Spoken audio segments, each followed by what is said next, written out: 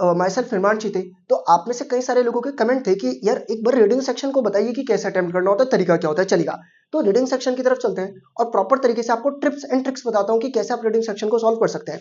बहुत सिंपल है, ज्यादा घबराना नहीं है, इतना समझकर चलना है कि आपको दो पैसेजेस देखने को मिलेंगे। पहला पैसेज आपका डिस्कर्सिव होगा। डिस्कर्सिव का मतलब मैं आपको बता चुका था, फिर बताता हूं। डिस्कर्सिव पैसेज में पहले पैसेज को पढ़ते हैं, फिर आप क्वेश्चंस को स्टडी करते हैं। दूसरा पैसेज फैक्चुअल होगा, जिसमें सिंपल डाटा गिवन होता है। आप वहां पर पहले क्वेश्चंस को स्टडी करके फिर पैसेज को लेकर जा सकते हैं, कोई दिक्कत की बात नहीं है। प्लस आपको ध्यान रखना है कि जब आपको इंग्लिश के पेपर में इनिशियल 15 मिनट्स रीडिंग टाइम मिलता है, उस समय पर पहले आप किसको प्रेफरेंस देंगे? Section A. और सेक्शन ए में कौन सा पैसेज? डिस्कर्सिव। पैसेज को पढ़ते वक्त पेपर में ध्यान रखना है, पैसेज आपको इस तरीके से पैराग्राफ्स में डिवाइडेड होगा। हालांकि जो प्रीवियस ईयर क्वेश्चन है वही करा रहा हूं। पहला पैसेज आपका 12 मार्क्स का रहेगा और आपको पेंसिल अपने हाथों में रख लेनी है और लाइन बाय लाइन, मतलब स्टेंजा बाय स्टेंजा प्रॉपर तरीके से पैसेज को क्लियर करते चलना है। जब तक आपको पहला स्टेंजा क्लियर ना हो, आप आगे नहीं बढ़ेंगे। कोई भी वर्ड अगर आपको कंफ्यूज करे, आपको लगता है कि डिफिकल्ट है, उसको मार्क करके छोड़ दीजिए, घबराइएगा नहीं। क्लियर? चलो मैं बताता हूं कैसे, आइएगा। तो स्टार्ट करते हैं सेक्शन ए, रीडिंग स्किल्स। अब एक बार ये भी तुम्हें समझा देता हूं कि डिस्कर्सिव और फैक्चुअल में फर्क क्या होता है। मैं हमेशा एक कहानी का जिक्र करता हूं। एक लकड़हारा के पास 3 बेटे थे। वो तीनों बेटों को एक एक लकड़ियां देता है कि तोड़ कर दिखाओ। बच्चे तोड़ देते हैं। फिर वो लकड़हारा अपने बेटे को बंडल ऑफ फ्रूट्स देता है, कहते हैं तोड़ कर दिखाओ। बेटे तोड़ नहीं पाते। कहानी सुन ली। अब मैं सवाल पूछता हूं कि बताइए कहानी से सीख क्या मिलती है? क्या सीख मैंने तुम्हें बताई नहीं? तुमने कहानी समझी, तुम बता दोगे एकता में शक्ति। तो ऐसे पैसेज को बोलते हैं डिस्कर्सिव। फिर फैक्चुअल क्या होता है? मैं कहता हूं बताओ लकड़हारे के कितने बेटे थे? आप कहेंगे 3। क्या पैसेज में मेंशन था? बिल्कुल मेंशन था। ऐसे को क्या कहा जाता है? Factual passage. चलो, तो तुम्हें इतना क्लियर होगा। अब यहाँ पर सेक्शन है, रीडिंग सेक्शन में देखते हैं read the text given below. अब मैं बहुत ध्यान से पढ़ूंगा, बिल्कुल भी जल्दबाजी नहीं, और आराम आराम से पढ़कर आपको समझाता रहूंगा। चलेगा। 5 enterprises received approval and grants for prototype of development of sustainable education enterprises। ऐसा कुछ कहा हुआ है कि भाई 5 enterprises थी, उनको अप्रूवल मतलब परमिशन मिल गई। प्रोटोटाइप बोलते हैं कोई एक मॉडल बनाने की।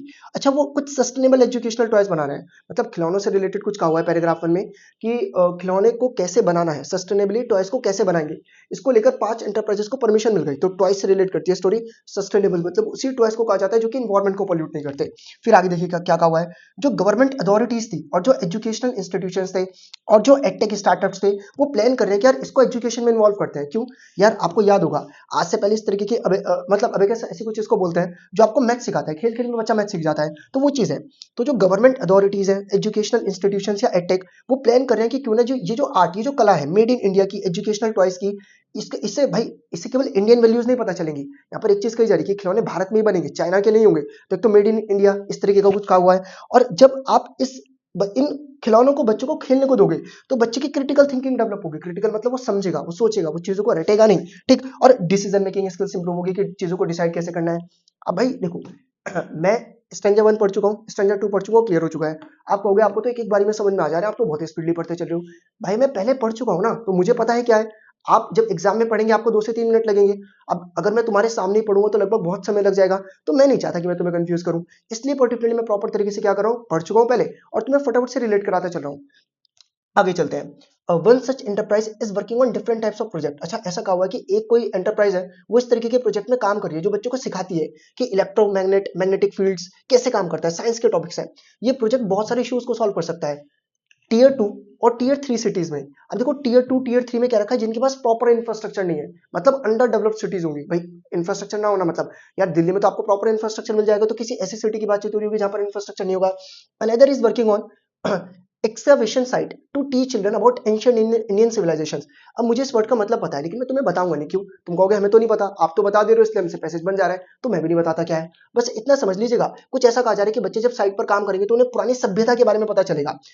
It has implanted a few artefacts. Artefacts मतलब मॉडल को बोलते हैं। साइट पर कोई मॉडल वगैरह लगाए हुए हैं जहां पर कि बच्चे सीख पा रहे हैं, प्रिजर्व कर पा रहे हैं, आर्टिफैक्ट्स को लेबल कर पा रहे हैं। अब आर्टिफैक्ट्स मतलब कोई मॉडल है, उस मॉडल को कुछ इस प्रकार से तैयार किया कि बच्चों को पुरानी सभ्यता समझ में आ जाए। क्लियर? चलो, जैसे म्यूजियम्स वगैरह बच्चों को लेकर जाइए, बच्चे का घूमना भी हो जाएगा और बच्चे पुरानी संस्कृति को भी समझ जाएंगे, तो वो चीज। अनदर स्टार्टअप, एक स्टार्टअप और है जो भी बहुत छोटे लेवल पर है, टीयर 2 टीयर 3 सिटीज में, जहां पर बच्चों को कॉन्सेप्ट सिखाए जा रहे हैं फिजिक्स के, और प्रोटोटाइप मतलब इस तरीके के मॉडल्स बनाए जा रहे हैं और एक साल में बन भी जाएंगे, और फिर इसको स्केल अप किया जाएगा, मतलब लार्ज स्केल पर काम करेंगे। ऐसा सीनियर मैनेजर ने कहा जो कि प्रोजेक्ट के हैं कि इंडिजिनियसली मतलब जो इंडिया में एजुकेशनल टॉयज बिल्डअप हो रहे हैं, एक तो इससे इंडियन कल्चर डेवलप हो रहा है और एक बच्चों को आप एजुकेट कर पा रहे हैं, मेड इन इंडिया जिसकी हम बातचीत करते हैं। अब यहाँ पर एक चीज और कही हुई है, play time is a vital for cognitive, cognitive बोलते हैं ओवरऑल। प्ले टाइम जरूरी है, इंपॉर्टेंट है। कहोगे आपने तो मतलब बता दिया वर्ड्स का, तो तुम्हें नहीं पता तो बस बाय टाइम मतलब इंपॉर्टेंट है डेवलपमेंट के लिए। तो कैसे डेवलपमेंट होगा बच्चे का ओवरऑल, तो ओवरऑल डेवलपमेंट के लिए खेलना बहुत जरूरी है। और टॉयज तो one of the essential component हो जाते हैं। आपने बचपन में खिलौने से खेला होगा, जो एनहेंस करते हैं बच्चे की स्पेसिफिक स्पेसिफिक मतलब वही एबिलिटीज एंड स्किल सेट्स, बोल रहा हूँ वर्ड, तो वही पर्टिकुलरली किसको कहा हुआ है, आपकी ओवरऑल डेवलपमेंट को। वेल डिजाइन जो टॉयज हो गए बच्चों को इग्नाइट मतलब प्रोत्साहित करते हैं उनकी क्यूरियोसिटी को, फोकस को, और कई बार बहुत ज्यादा बेनिफिशियल हो जाते हैं उनके स्किल्स के लिए, उनकी समझ को बढ़ाने के लिए। और ये खिलौने आपके विजुअल मतलब देख भी सकते हैं। होता है ना कि जैसे आप एएसएल देते हैं, वो एक आवाज से सुना दी जाती है, कहते हैं क्वेश्चन करो, तो वही चीज है कि विजुअल फॉर्म में भी खिलौने हो सकते हैं, ऑडिटरी फॉर्म में भी हो सकते हैं। काइनेस्थेटिक पर्टिकुलरली किसको बोला जाता है, जहां पर कि बच्चा उन चीजों को छूकर टच करके फील कर सके। आपको नहीं पता तो बस 3 तरीके के खिलौने होते हैं जो हमने समझे, विजुअल्स, ऑडिटरी और काइनेस्थेटिक। और एक मिक्सर होता है इन सभी चीजों का। यहाँ पर ऐसा कहा जा रहा है एचओडी के द्वारा, एचओडी क्या है, हेड ऑफ डिपार्टमेंट, नहीं पता तो सिंपल, एचओडी के द्वारा कहा जा रहा है। देखो मैं कैसे रीड कर रहा हूँ, मुझे मतलब पता है तो तुम्हें बताता चल रहा हूँ। अब तुम देखना कि जब तुम्हें पैसेज क्लियर होगा, आंसर ऑटोमेटिकली बनेगा, तुम्हें कोई ताकत नहीं रोक सकती। पिछले साल का आया है ये पैसेज, तो आपने पढ़ लिया पैरा 1, फिर आपने पढ़ लिया पैरा 2, आपको क्लियर है, फिर आपने पढ़ लिया पैरा 3, पैरा 4। जब तक एक पैरा समझना आगे नहीं बढ़ोगे, आराम से पेंसिल लेकर बैठोगे, पैरा बाय पैरा समझोगे, पैरा कंक्लूड हो जाए, समझ में आ जाए, फिर आगे जाओ। अब देखो यहाँ पर क्या क्या रखा है। टॉयज बच्चों को एक एंगेजिंग एवेन्यू ऑफर करते हैं, वो मैथमेटिक्स सिखाते हैं, वर्बल प्रॉब्लम सॉल्विंग स्किल्स सिखाते हैं, और टॉयज बच्चों को एंगेज भी करते हैं कि वो एक्सपेरिमेंटल लर्निंग कर सके, उनके अंदर अवेयरनेस क्रिएट हो, उनकी मोटर स्किल्स इंप्रूव हो। और जब दो या कुछ ऐसे गेम जिनमें दो या दो से ज्यादा लोगों की आवश्यकता पड़ती है, वहां पर उनकी अच्छी सोशल स्किल्स डेवलप हो जाती है, वो नेगोशिएट कर पाते हैं, डिफरेंसेस को सेटल कर पाते हैं अपने दोस्तों के साथ। और यहाँ पर कहा भी हुआ है कि ऐसे बहुत सारे एक्सपेरिमेंटल गैजेट और टॉयज बच्चों को सीखने में मदद करते हैं। आप देखते हैं ना आजकल पर्टिकुलरली बच्चों को फोन में कुछ गेम्स वगैरह दे दी जाते हैं, जहाँ पर कि 1 2 3 4 गिरता है, तो जैसे 1 को टच करता है 1 आ जाता है, या फिर 1 गिर रहा है तो 1 को टच करेगा। मतलब यार खेल चलते हैं कुछ इस तरीके के, तुम्हें पता होंगे, तो बच्चा सीख जाता है इस तरीके से। पजल वाले वर्ड्स हो जाते हैं, तो कुछ इस तरीके से कहा हुआ है। एक चाइल्ड का इंटरेस्ट पिक्यूड मतलब डेवलप्ड होगा जब उसको आप इस तरीके से सिखाएंगे। मतलब रूटीन रोट लर्निंग बोलते हैं, रट्टाफिकेशन, रट्टाफिकेशन से तो बेहतर है बच्चा सीख रहा है, समझ रहा है। और इंडियन एजुकेशन सिस्टम पहली बार गवाह है कि ऐसे इनोवेशंस हो रहे हैं, डेवलपमेंट हो रहा है टॉयज का, गैजेट्स का। और वीआर वीआर पता है वो आंखों में लगा लेते हैं 360, तो इस तरीके की चीज आ रही है जिसको कि इन फ्यूचर आप साइंस, टेक्नोलॉजी और मैथ और इंजीनियरिंग में यूज कर सकते हैं। ये था।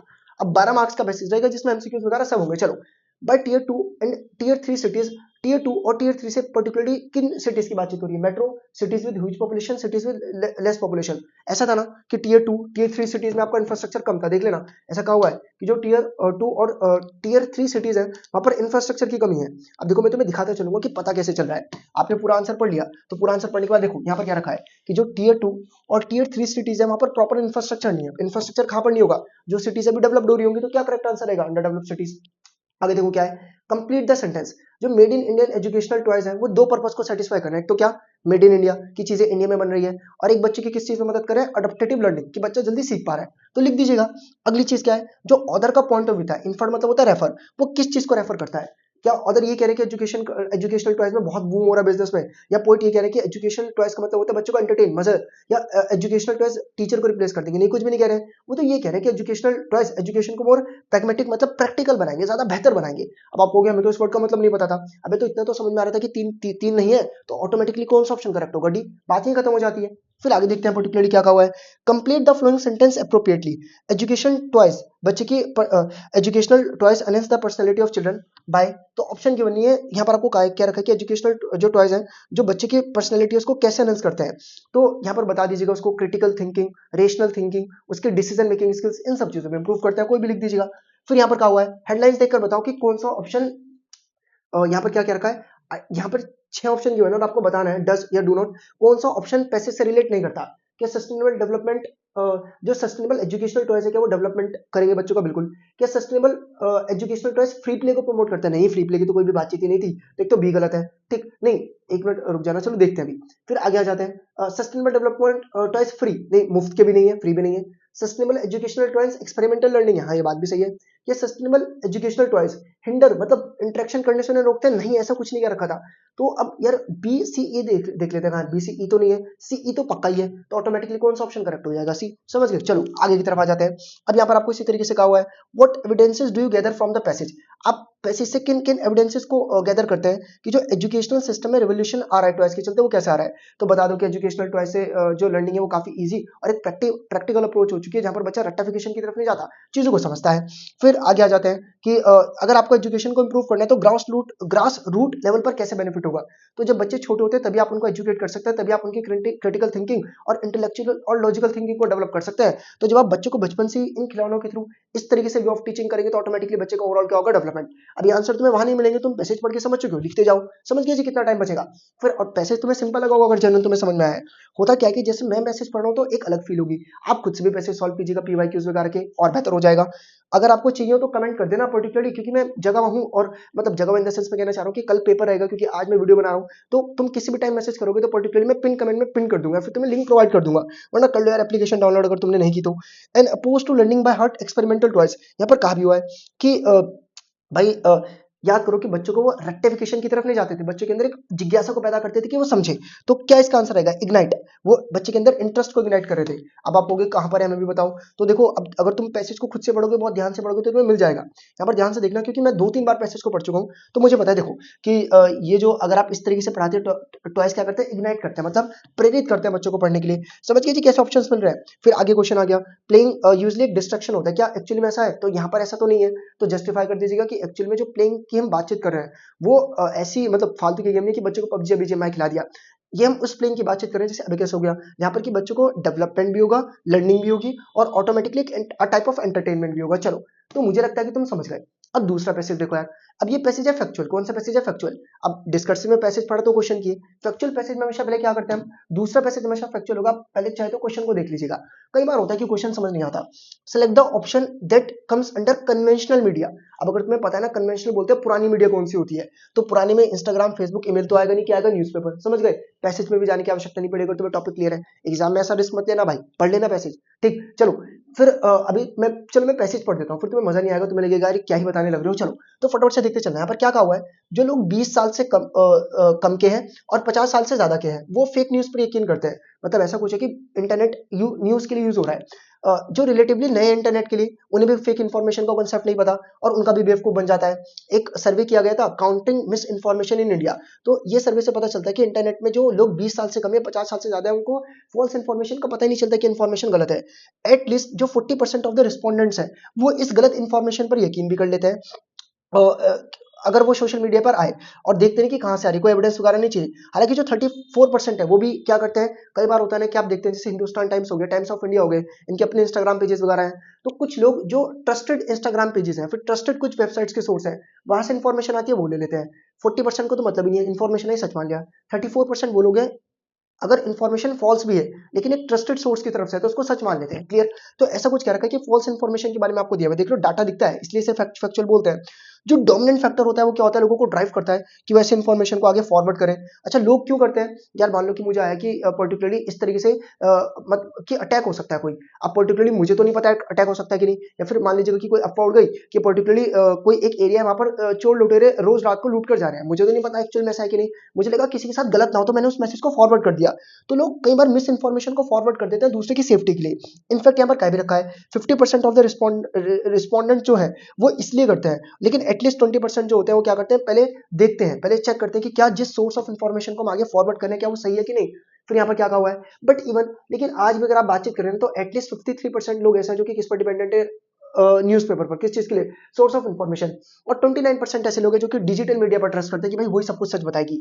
हाउएवर यहाँ पर सरप्राइजिंग एक डाटा गिवन है कि 45% ऑफ द रिस्पॉन्डेंट्स कभी चेक ही नहीं करते फैक्ट, मतलब कोई इन्फॉर्मेशन आई वो देखते नहीं कहाँ से आई, क्या किसी ने इन्फॉर्मेशन को चेक किया कि नहीं। और जर्नलिस्ट भी नहीं देखता पब्लिश करने से पहले कि क्या वो इन्फॉर्मेशन सच है कि नहीं। 26% लोग ऐसा मानते हैं कि ये जो इंसान इन्फॉर्मेशन दे रहा है उसकी रिस्पॉन्सिबिलिटी है कि वो चेक करे कि वो इन्फॉर्मेशन सही है कि नहीं। मतलब मैं तुम्हें कुछ अगर बता रहा हूँ, मैं तुम्हें किसी चीज की इन्फॉर्मेशन दे रहा हूँ, तो मेरी रिस्पॉन्सिबिलिटी बनती है कि मैं चेक करूँ मैं तुम्हें सही बता रहा हूँ कि नहीं। सर्वे फाउंड करता है कि कई बार ऐसा होता है कि जो इंटरनेट के अर्ली यूजर्स हैं वो फेक न्यूज में के जाल में फंस जाते हैं, और इसलिए कुछ नेशनल सिविक मतलब कुछ ऐसी चीजें बनानी पड़ेगी जहां पर कि लोगों को क्या किया जा सके। अब देखो कितना सिंपल पैसेज होगा, कन्वेंशनल समझ के पुराना source of newspaper, select the correct option. यार लोग फेक न्यूज पर एक फैक्टर जो कि लोगों को मदद करता है कि वो फेक न्यूज पर यकीन कर सकें, वो कब करता है? क्या उनके पॉइंट ऑफ व्यू को सपोर्ट करे? नहीं, ऐसा कुछ भी नहीं कर रखा था। बायस हो जाते नहीं, लाइक शेयर्स कहीं पे बातचीत नहीं। मैंने बताया था ना रिलायबल साइट, कई बार कुछ लोगों को ऐसा लगता है कि टाइम्स ऑफ इंडिया ने आर्टिकल शेयर किया तो सच ही होगा, तो वो चीज है। कई बार लोग फेक न्यूज पर क्यों यकीन कर लेते हैं? क्योंकि वो एक अच्छे सोर्स से पब्लिश होती है। पैसेज के अकॉर्डिंगली लोग मिस इन्फॉर्मेशन को शेयर क्यों करते हैं? ताकि दूसरे लोगों की क्या कर सके, मदद कर सके, उनको सेव कर सके। ऐसा पैसेज में दिया होता, अगर आपने समझा तो आपको क्लियर होगा, वरना एक बार पढ़िएगा वीडियो को रोककर। Which reason do you infer from the passage is responsible for the.